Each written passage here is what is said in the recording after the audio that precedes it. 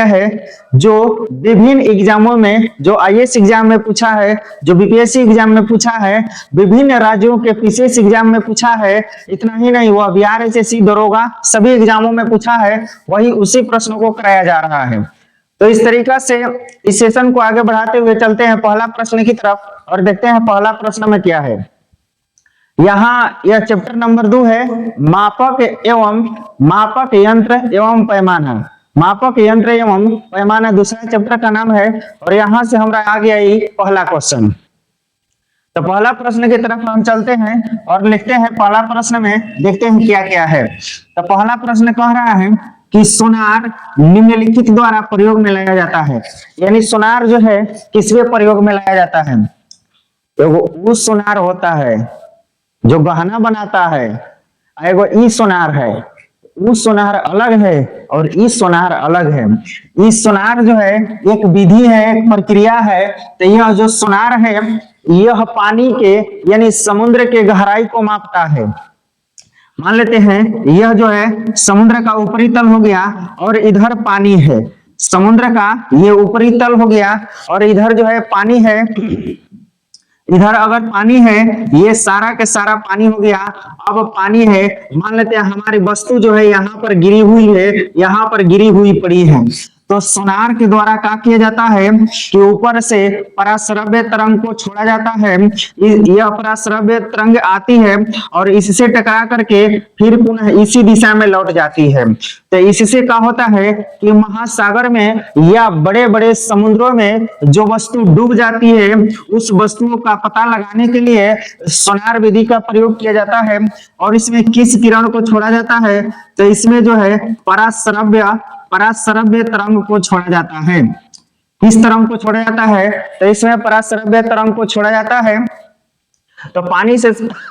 तो इसमें पानी से संबंधित कौन है? अंतरिक्ष यात्री? जी नहीं, अंतरिक्ष यात्री तो अंतरिक्ष में उड़ते हैं, ठीक है। उसके बाद यहाँ पर डॉक्टर है, तो डॉक्टर द्वारा भी सोनार का उपयोग नहीं किया जाएगा। यहाँ इंजीनियर है, इंजीनियर द्वारा भी सोनार का उपयोग नहीं किया जाएगा। यहाँ लिखा है नाव संचालक, यानी नाव को चलाने वाले को नाव संचालक कहा जाता है। तो जाहिर सी बात है कि जो नाव चलाने वाले हैं यही लोग पानी में काम करेंगे। तो इन्हीं लोगों के द्वारा यह जो सोनार विधि है यह प्रयोग में लाया जाता है। तो हमारा जो ऑप्शन है, ऑप्शन नंबर जो डी है वही हमारा जो है सही हुआ, ऑप्शन नंबर डी। चलते हैं आगे। अगला प्रश्न में कह रहा है कि महासागर में डूबी हुई वस्तुओं की स्थिति जानने के लिए निम्न में से किस यंत्र का प्रयोग किया जाता है? प्रश्न वही है, अलग प्रश्न नहीं है, एक ही प्रश्न है, थोड़ा सा घुमा दिया है।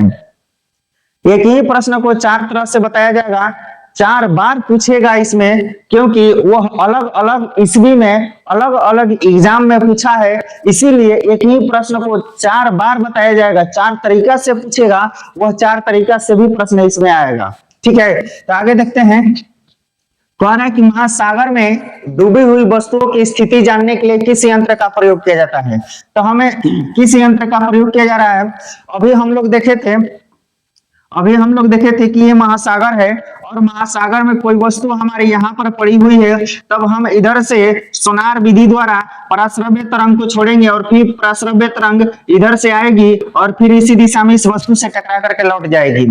पराश्रव्य तरंग इसी दिशा में आएगी और लौट जाएगी, ठीक है। यह कौन सी विधि कहलाती है? तो यह सोनार विधि कहलाती है, ठीक है। यह सोनार विधि कहलाती है। यह कौन सा तरंग छोड़ता है? तो यह पराश्रव्य तरंग को छोड़ता है, पराश्रव्य तरंग को छोड़ता है। एक बात और कहेंगे कि जो है आवृत्ति के आधार पर ध्वनि का मात्रक होता है। आवृत्ति के आधार पर जो ध्वनि है वह ध्वनि को मापा जाता है आवृत्ति के आधार पर। यह 3 तरीका से होता है, ठीक है। एक होता है अश्रव्य तरंग और दूसरा होता है श्रव्य तरंग और तीसरा होता है पराश्रव्य तरंग। पराश्रव्य तरंग, तो यही पराश्रव्य तरंग है। अश्रव्य, इसकी जो मात्रा होती है, इसका जो रेटिंग होता है वह 20 हर्ट्ज से नीचे होता है। और श्रव्य मतलब सुनने वाला, इसका यहाँ पर 20 हर्ट्ज, 20 से नीचे होता है, और इसका जो होता है वह 20 हर्ट्ज से 20 से लेकर के 20,000 हर्ट्ज के बीच होता है। और इसका जो मात्रक होता है मात्रा होता है वह 20,000 हर्ट्ज से ऊपर होता है। 20,000 हर्ट्ज से ऊपर होता है। इस 20,000 हर्ट्ज को कभी कभी 20 किलो हर्ट्ज भी लिखता है, 20 किलो हर्ट्ज भी लिखता है। तो घबराना नहीं है, इस तरीका से यह चलता है। यह पराश्रव्य जो है, पराश्रव्य तरंग का उपयोग जो है सोनार विधि द्वारा किया जाता है, सोनार विधि में किया जाता है। इस पराश्रव्य तरंग का जो उपयोग है, इस पराश्रव्य तरंग का जो उपयोग है, यहां लिख देते हैं, इसका जो उपयोग है, इसका जो उपयोग है यह सोनार में किया जाता है, सोनार विधि में किया जाता है। उसके बाद अगर बात करें तो इसका उपयोग जो है बड़े बड़े चिमनियों में, बड़े बड़े चिमनी से कालिख हटाने के लिए, कालिख हटाने में किया जाता है, कालिख हटाने में किया जाता है, कालिख हटाने में किया जाता है, कालिख हटाने में किया जाता है। इतना ही नहीं, अगला भी है कि इसका उपयोग जो है, पराश्रव्य का उपयोग जो है महंगे कपड़ों को साफ करने में, महंगे कपड़े को साफ करने में, महंगे कपड़े को साफ करने में किया जाता है। फिर उसके बाद जो है महंगे जो घड़ी आती है, उस घड़ी की पाट पुर्जा को साफ करने में, महंगे घड़ी की जो पाट पुर्जा है उसको साफ करने में इसका उपयोग किया जाता है। तो पराश्रव्य तरंग का उपयोग इतना दूर तक किया जाता है। यह श्रव्य तरंग है। श्रव्य तरंग मतलब सुनने वाला, और सुनने वाला का मतलब इसको मानव जो है सुन सकता है। श्रव्य तरंग को मानव जो है सुन सकता है, मानव सुन सकता है। यानी हम लोग किस तरंग को सुनते हैं? श्रव्य तरंग को सुनते हैं। इसको सुनने के लिए जो है चमगादड़ का नाम सुने हैं। यह सुनता है कौन? यह इसी तरंग पर, पराश्रव्य तरंग पर चमगादड़ कार्य करता है। उसके अलावा कुत्ता जो है, कुत्ता और बिल्ली जो है, यह पराश्रव्य तरंग को ही सुनती है। कुत्ता बिल्ली इसी तरंग पर अपना कार्य करती है। ठीक है, नीचे एक कान लगा करके रहेगी और इसी तरंग को सुनता है। तो इस तरीका से इतना प्रश्न हमको आ गया। आगे बढ़ते हैं। फिर कह रहा है कि सोनार में हम उपयोग करते हैं। सोनार में किसका उपयोग करते हैं? रेडियो का? जी नहीं, रेडियो तरंग का हम उपयोग नहीं करते हैं। अच्छा, रेडियो तरंग को दो भागों में बांट दिया गया है। रेडियो तरंग को दो भागों में बांट दिया गया है।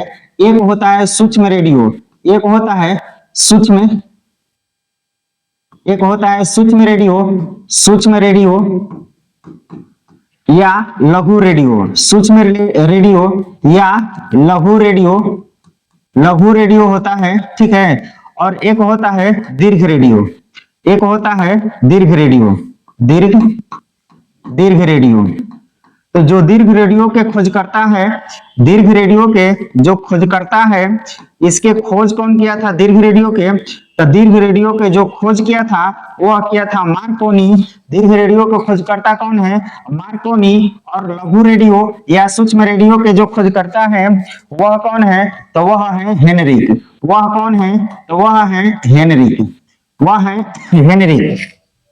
आगे बढ़ते हैं और यहाँ पर फिर से हम अगला प्रश्न देखते हैं। श्रव्य तरंग। यह श्रव्य तरंग को अभी हम जिक्र किया है कि इसको मानव द्वारा सुना जा सकता है। इसकी जो आवृत्ति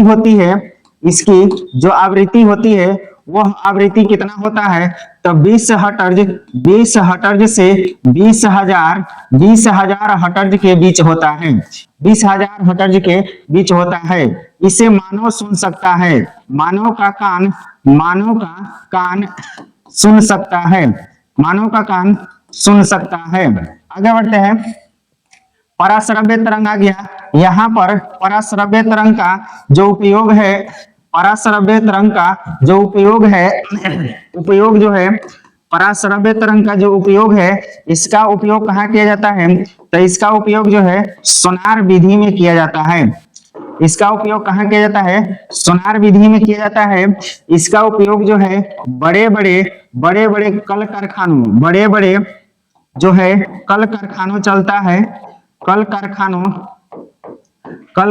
में, कल कारखानों के चिमनी में, कल कारखानों के चिमनी से कालिख को, चिमनी से कालिख को हटाने में किया जाता है। कालिख को हटाने में किया जाता है। कालिख को हटाने में किया जाता है। उस तरीका से फिर आगे बढ़ते हैं। महंगे कपड़े तथा महंगे घड़ी, महंगे कपड़े तथा महंगे घड़ी को साफ करने में किया जाता है। साफ करने में किया जाता है। तो इस तरीका से हम सोनार को भी देख लिए, पराश्रव्य को भी देख लिए। तो इसमें कह रहा है कि सोनार में हम उपयोग करते हैं। तो सोनार में हम किसको उपयोग करते हैं? तो सोनार में यही जो है पराश्रव्य तरंग का हम उपयोग करते हैं। और श्रव्य जो तरंग है यहाँ पर देख लिए हैं। और श्रव्य तरंग को हम देखे हैं, अभी तुरंत देखे हैं। और श्रव्य तरंग का इसका जो आवृत्ति होता है वो 20 हर्ट्ज से कम होती है। ये इसका जो आवृत्ति होती है वो 20 हर्ट्ज से कम होती है। और इसका जो उत्पादन होता है यह बड़े बड़े उद्योगों द्वारा होता है। इसका जो आवृत्ति होती है, इसकी आवृत्ति की अगर हम बात करें, इसकी आवृत्ति की हम बात करें तो 20 हर्ट्ज से कम होती है। 20 हर्ट्ज से कम होती है। और यह कहां से निकलता है? तो यह बड़े बड़े कल कारखानों से निकलता है। बड़े बड़े कल कारखानों से निकलता है। बड़े बड़े कल कारखानों से उत्पन्न होता है। तो इस तरीका से हमने देख लिया प्रश्न संख्या 3। अब आगे बढ़ते हैं और अगला प्रश्न में देखते हैं कि ध्वनि की तीव्रता को किससे मापा जाता है? ध्वनि की तीव्रता को किससे मापा जाता है? यहाँ पर क्रोनोमीटर दिया है। क्रोनोमीटर से ध्वनि की तीव्रता नहीं मापी जाती है। एनीमोमीटर से क्या मापा जाता है? तो एनीमोमीटर से यह हवा की गति को मापने का काम आता है। हवा की गति माप रहा है, कितना तेज हवा चलती है, एनीमोमीटर। यह जो ऑडियो फोन है और यहाँ पर ऑडियोमीटर है, यह जो ऑडियोमीटर है यह ध्वनि की तीव्रता को मापता है। यह ध्वनि की तीव्रता को मापता है ऑडियोमीटर। ध्वनि की तीव्रता को मापता है। ध्वनि की तीव्रता को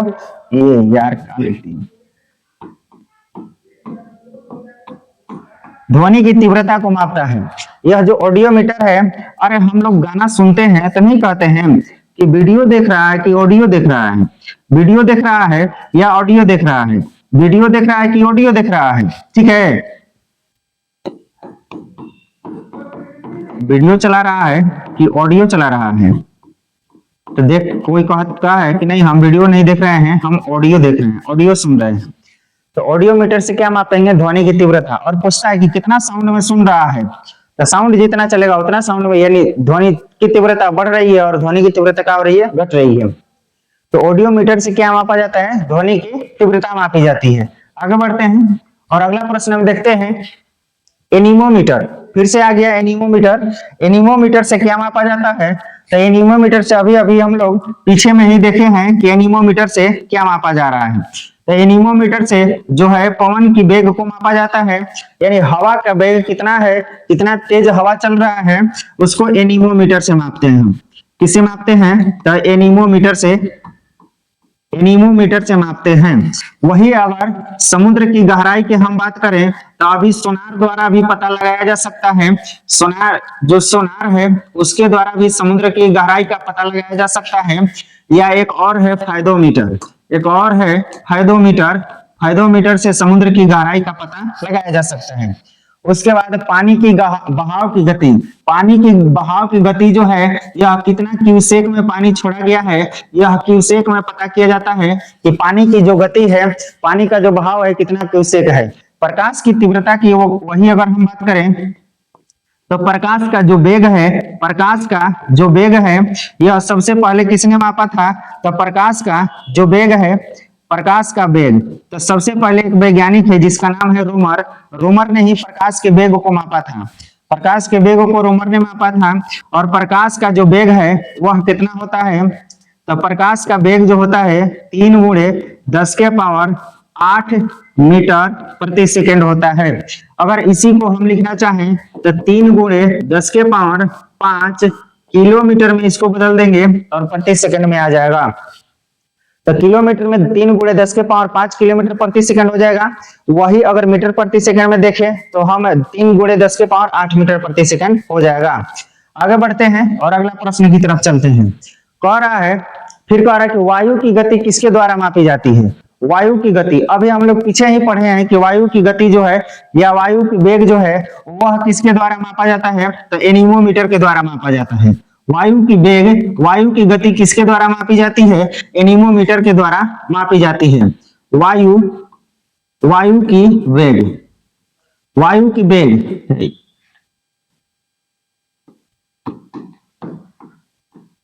वायु की वेग किसके द्वारा मापी जाती है? एनीमोमीटर के द्वारा। यहाँ बैरोमीटर दे रहा है, यह बैरोमीटर के द्वारा वायुमंडलीय दाब को मापा जाता है। बैरोमीटर के द्वारा वायुमंडलीय दाब को बैरोमीटर के द्वारा मापा जाता है। यहाँ हाइड्रोमीटर की अगर हम बात करें तो हाइड्रोमीटर से जल या द्रव की घनत्व को मापा जाता है। जल या द्रव की घनत्व को हाइड्रोमीटर से मापा जाता है। वही विंड की बात करें तो विंड मतलब हवा होता है। हवा की दिशा को, हवा की जो दिशा है वह दिशा को ज्ञात किया जाता है विंड वेन से। विंड वेन से हवा की दिशा को ज्ञात किया जाता है। हवा की दिशा को ज्ञात किया जाता है। हवा की दिशा को ज्ञात किया जाता है। इस तरीका से चारों ऑप्शन क्लियर हो गया। आगे बढ़ते हैं। प्रश्न संख्या 7 में कह रहा है निम्न में से कौन सुमेलित नहीं है? यानी सबका मिलान कर दिया गया है, कोई एक है जिसका मिलान जो है सुमेलित नहीं है यानी गलत है। एनीमोमीटर से वायु की चाल मापी जाती है, अभी बहुत बार हम लोगों ने देख लिया। अच्छा, यहाँ पर मीटर लिखा हुआ है, यहाँ पर, इससे विद्युत धारा मापी जाती है। अमीटर लिखा हुआ है, अगर हम अ को हटा देंगे, अगर हम अ को मिटा देंगे तो यहाँ पर साफ साफ हमको मीटर दिख रहा है। और सबके घर के बाहर इतना बड़ा मीटर लगा होता है।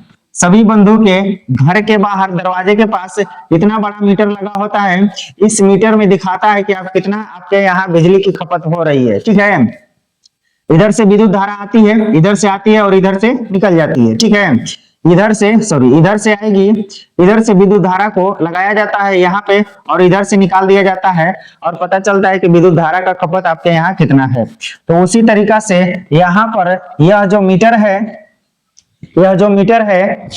है किसको मापता है? विद्युत धारा को मापता है। ठीक है, कभी कभी अमीटर लिखेगा, कभी कभी आमीटर लिखेगा और कहीं कहीं ए मीटर लिखेगा।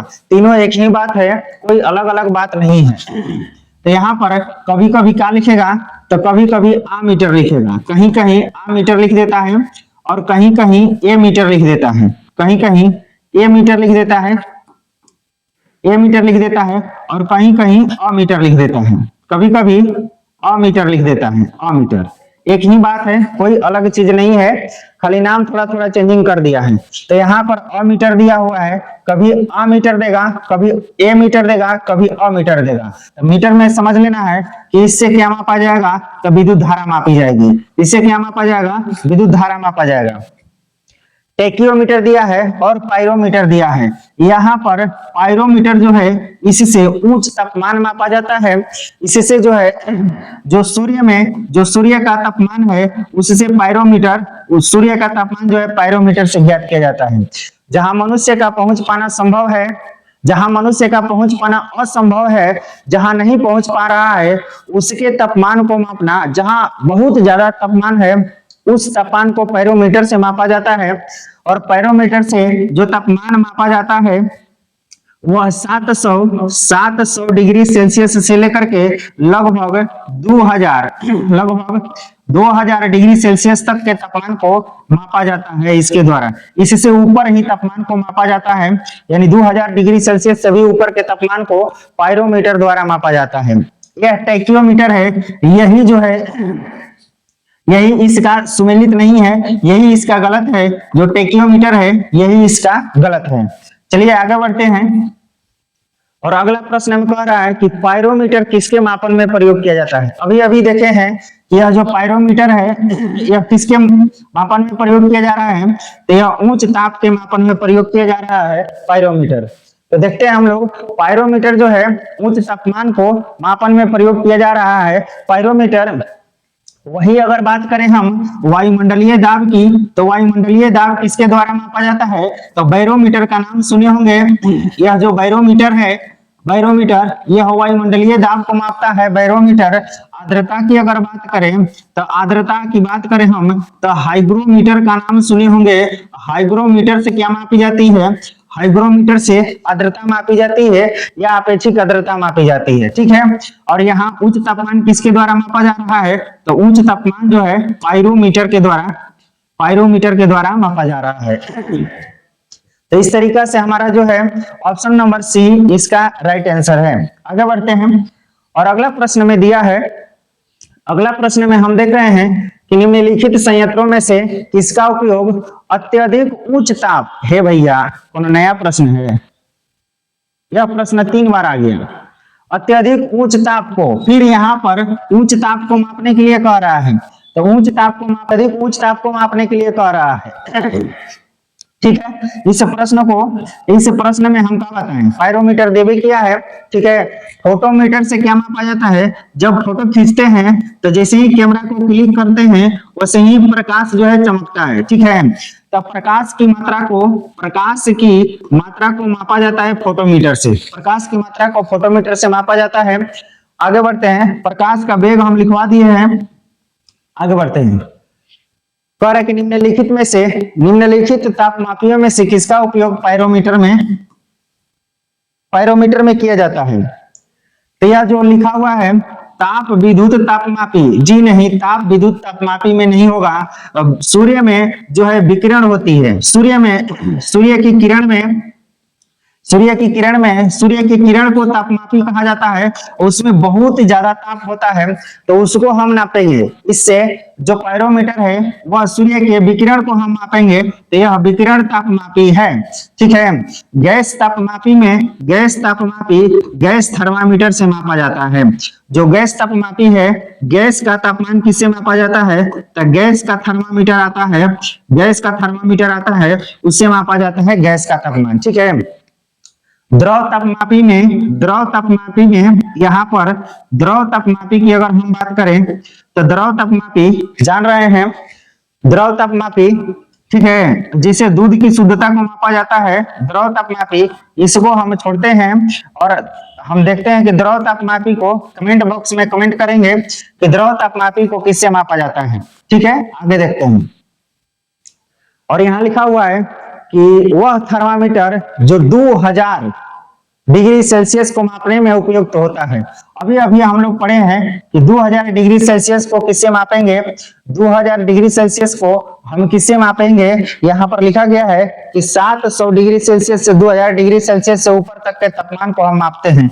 किससे मापते हैं, तो यहाँ पर किससे मापते हैं, हम किससे मापते हैं, पायरोमीटर से मापते हैं। तो वही अगला प्रश्न हमरा आ गया कि 2000 डिग्री सेल्सियस तापमान को मापने के लिए किसका उपयोग किया जाता है, तो 2000 डिग्री सेल्सियस तापमान को मापने के लिए यहाँ पर लिखा हुआ है, वही बात लिखा हुआ है जिसको हम खोज रहे थे। तो पूर्ण विकिरण पायरोमीटर यहाँ पर लिखा हुआ है।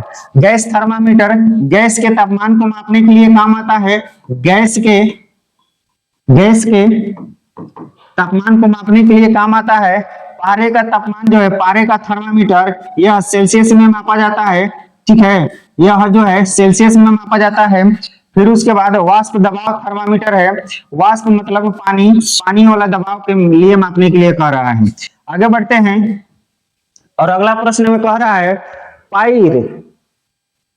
पाइरहेलियोमीटर का प्रयोग किसे नापने के लिए किया जाता है?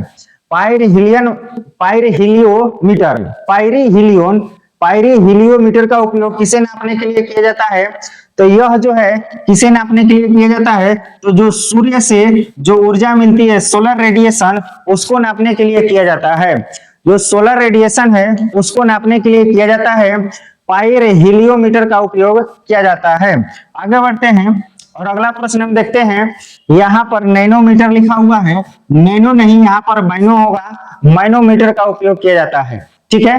तो मैनोमीटर का उपयोग किसके मापने के लिए किया जाता है? तो यह गैसों का दाब मापने के लिए मैनोमीटर का उपयोग किया जाता है। गैस का दाब मापने के लिए मैनोमीटर का उपयोग किया जाता है। वही अगर वायु दाब की अगर हम बात करें, वायुमंडलीय दाब की अगर बात करें, तो यह बैरोमीटर से मापा जाता है।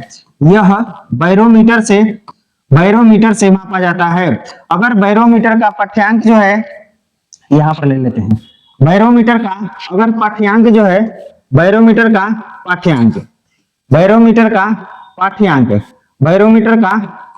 पाठ्यांक अगर एकाएक नीचे गिरे,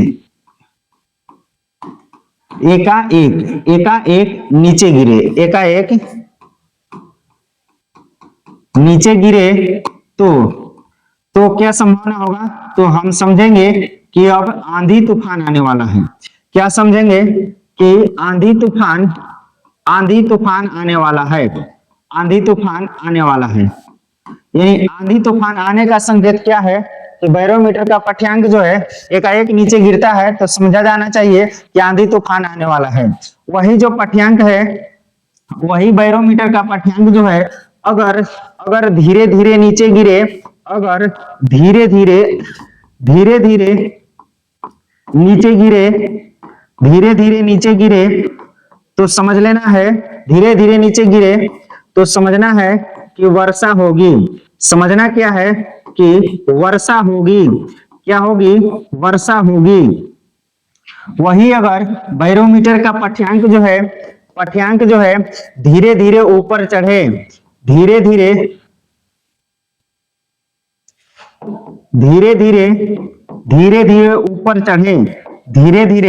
ऊपर चढ़े तो समझना है, धीरे धीरे ऊपर चढ़े तो मौसम साफ होगा। धीरे धीरे ऊपर चढ़े तो मौसम साफ होगा। इसका सूचना देता है कि मौसम साफ होगा। इस तरीका से बैरोमीटर का पाठ्यांक जो है 3 पर काम करता है। आगे बढ़ते हैं। सूची 1 को सूची 2 से मिलान करने के लिए कह रहा है। यानी सूची जो है 1 को सूची 2 के साथ सुमेलित करें, साथ ही उत्तर नीचे दिए गए कूट का चयन करें। नीचे दिए गए कूट से चयन कीजिए। अब देखिए यहाँ पर मीटर है, अभी कुछ देर पहले ही हमने बताया था कि यहाँ मीटर लिखा हुआ है। तो मीटर किसको मापेगा? तो हम समझ रहे हैं कि मीटर किसको मापेगा? तो यह धारा को मापेगा, यानी विद्युत धारा को ही मापेगा।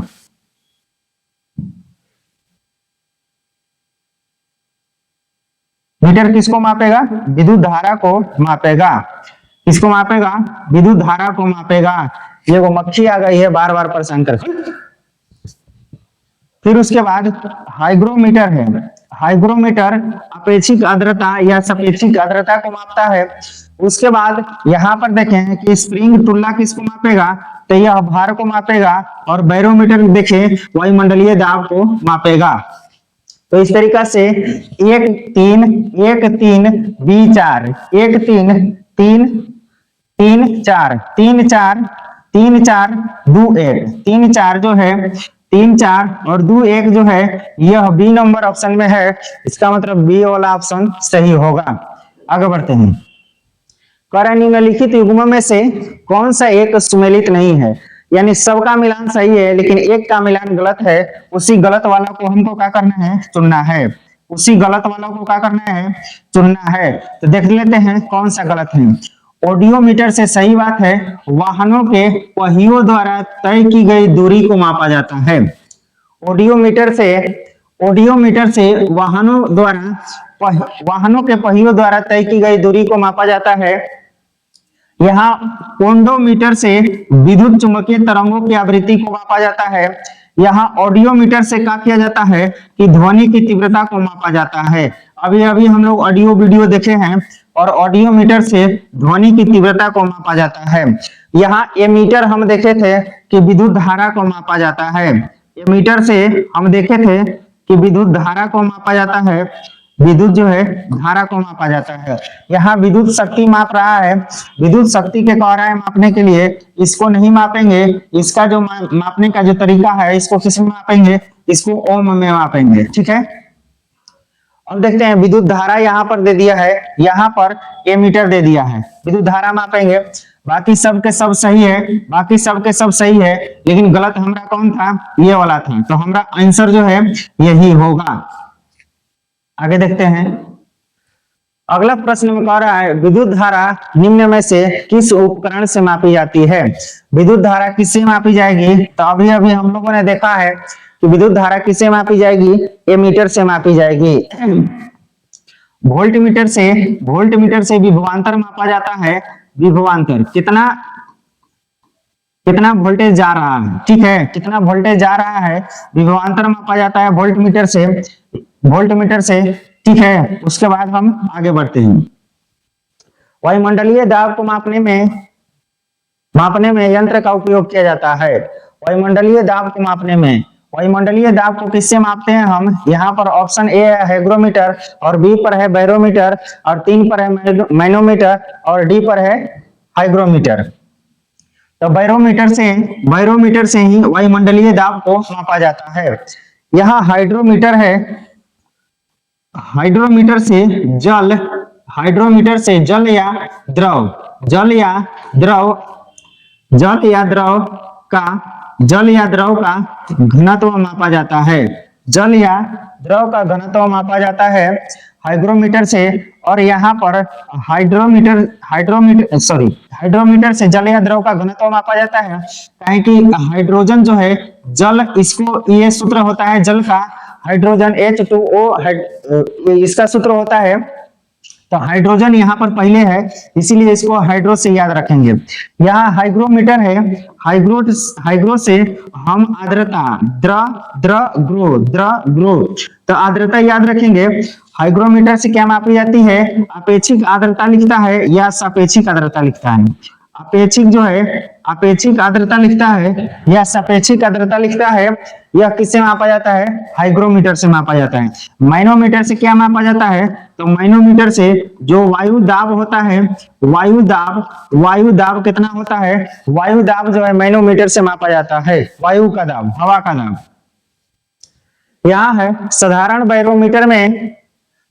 बैरोमीटर में कौन सा द्रव का उपयोग किया जाता है, तो बैरोमीटर में किसका उपयोग किया जाता है, जल का तो उपयोग नहीं किया जाता है, लेकिन कुछ बैरोमीटर में जल का भी उपयोग किया जाता है, ठीक है। उसके बाद हवा का भी उपयोग किया जाता है कुछ में, और पारा का भी उपयोग किया जाता है। तो ज्यादातर जो बैरोमीटर होता है उसमें पारा का ही उपयोग किया जाता है। तो साधारण बैरोमीटर में किस द्रव का उपयोग किया जाता है, तो हमें यहाँ पर ले लेंगे पारा का उपयोग किया जाता है।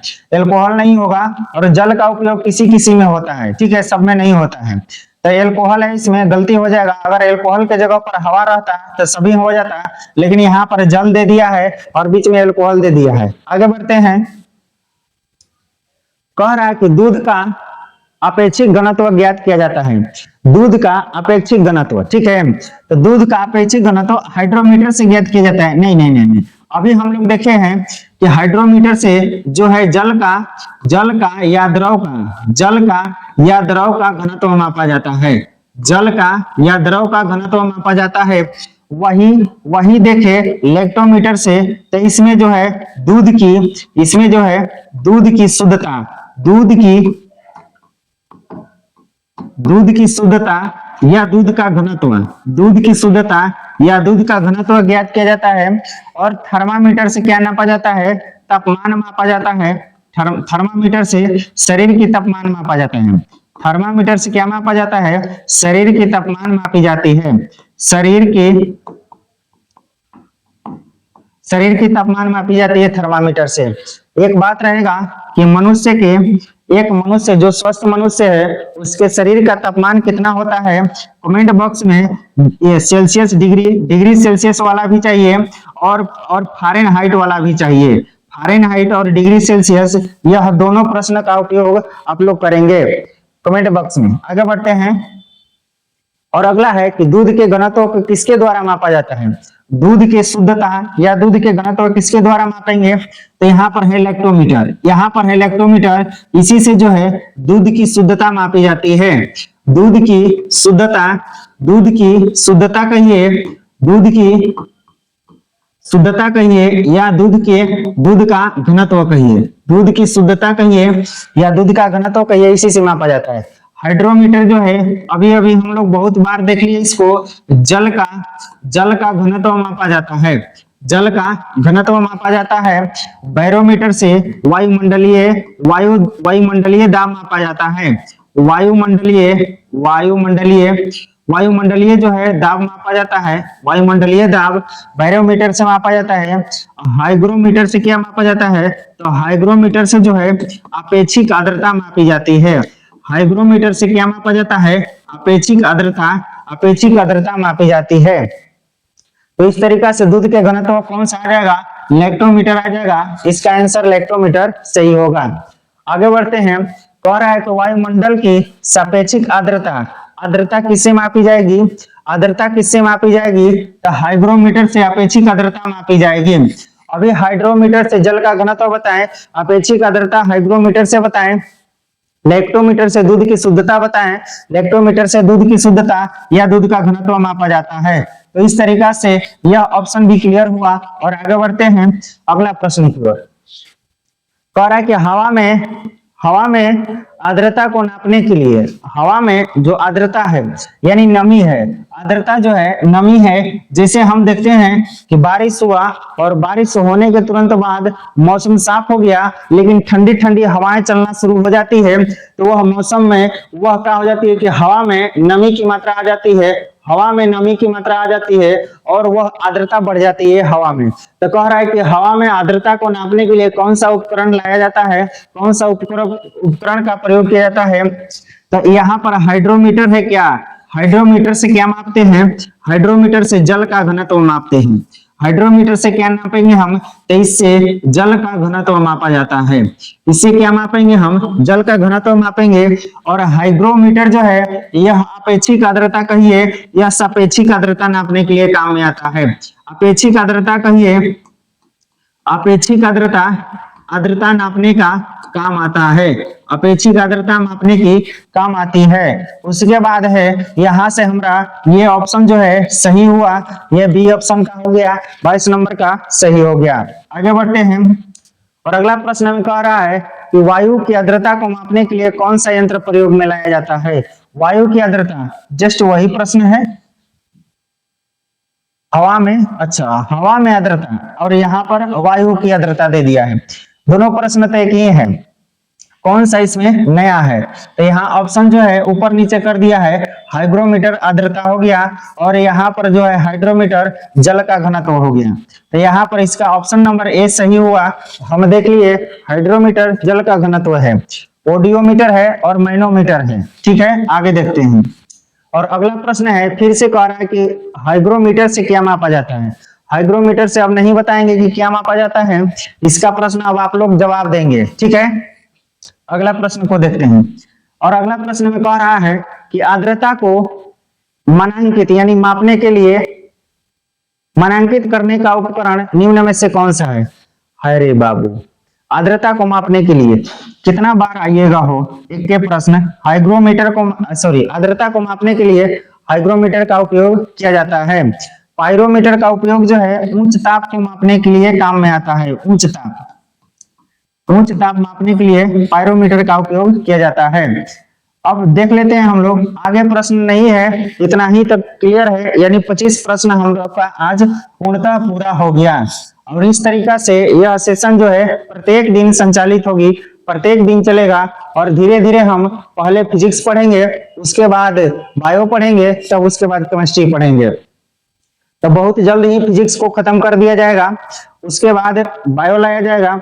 बायोलॉजी का सेशन चलेगा, उसके बाद हम लोग देखेंगे केमिस्ट्री का सेशन।